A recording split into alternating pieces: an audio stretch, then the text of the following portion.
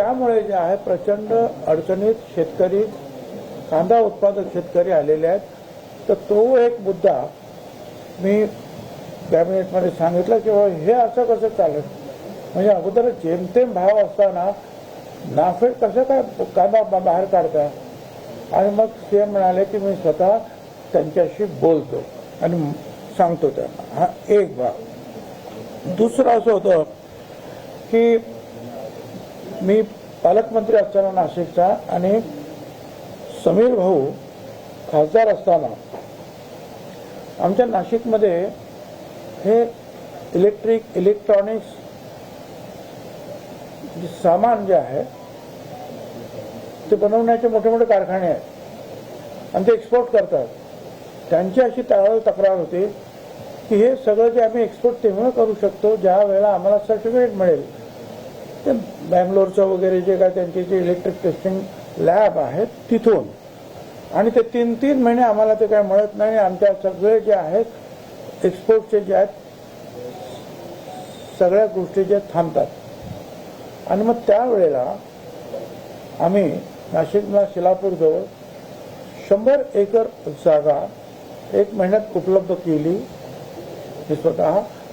आणि त्यानंतर समीर भाऊने जे आहे मंत्रालय जे आहे दिल्लीतलं त्यांना ते घेऊन आले आणि त्यांनी मग सांगितलं की हे आम्हाला जागा बरोबर आहे आणि तिथल्या तिथे MOU करून त्यांनी कामाला सुरुवात केली. परंतु हळूहळू ते काम सुरू होतं आणि आता ती लॅब जी आहे जवळजवळ 1000 कोटी रुपये मला वाटतं एकूण त्याच्यावर पूर्णपणे जे खर्च मिळेल आणि हजारो लोक कामाला तिथे लागणार. मग मी पत्र लिहिलं होतं मनोहरलाल खट्टर केंद्रीय मंत्री यांना की बाबा याचं उद्घाटन करायचं आवडतं, आणि त्यांनी मला सांगितलं मी येतो. आणि मग त्या संदर्भामध्ये सुद्धा मला सीएम साहेबांना भेटून सांगायचं होतं की ते येत आहेत, बाकीची जी काही व्यवस्था करावी लागते ते आपल्याला करायला लागेल. तर ते सुद्धा जे आहेत मग उद्याच्या कार्यक्रमाला ते येणार आहे. हे तिसरं आहे. चौथं जे आहे की येवला शहराला एसगाववरून कायमस्वरूपी प्यायच्या पाण्याचा पुरवठा व्हावा म्हणून आज काही वर्ष मी जे आहेत सतत त्याचा पाठपुरावा करतोय.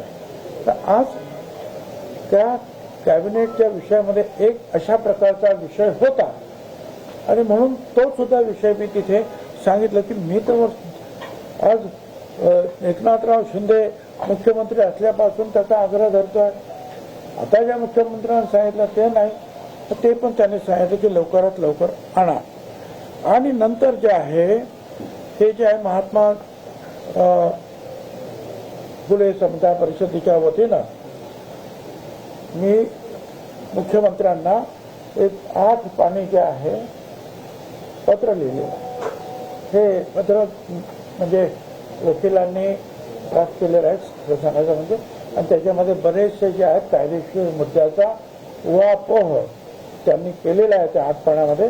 आणि त्यांनी शेवटी असं म्हटलेलं आहे की we trust and hope that the aforesaid factors will be taken into account to take a course of action including withdrawing or cancelling the GR dated 2/9/2025 म्हणजे परवाच, or clarifying and removing ambiguities and vagueness in the GR dated 2/9/25 shall be adopted to avoid chaotic situation in Maharashtra.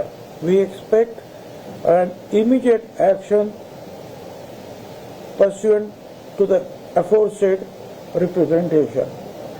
आणि मग त्याच्यावरती जे आहेत काय काय जे आहेत कायदेशीर मुद्दे जे आहेत आम्ही त्याच्यात सगळे मांडलेले आहेत. हे जे आहे ही एक टेस्ट आहे किंवा ठीक आहे आम्ही सरकारला सुद्धा अप्रोच झालेलो आहोत.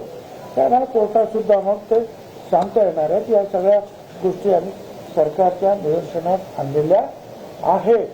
त्यासाठी जे आहे आम्ही मुख्यमंत्र्यांनी दिलं. मुख्यमंत्र्यांनी सुद्धा अतिशय काळजीपूर्वक ते वाचलं तिथेच कॅबिनेट सुरू व्हायच्या अगोदरच, आणि त्याच्यावर बरंच मोठं काहीतरी लिहिलेलं आहे. तर या सगळ्या गोष्टी होत्या. आता isakal.com आहे देशातील नंबर 1 ची मराठी न्यूज वेबसाईट. प्रत्येक अपडेटसाठी isakal.com ला नक्की भेट द्या.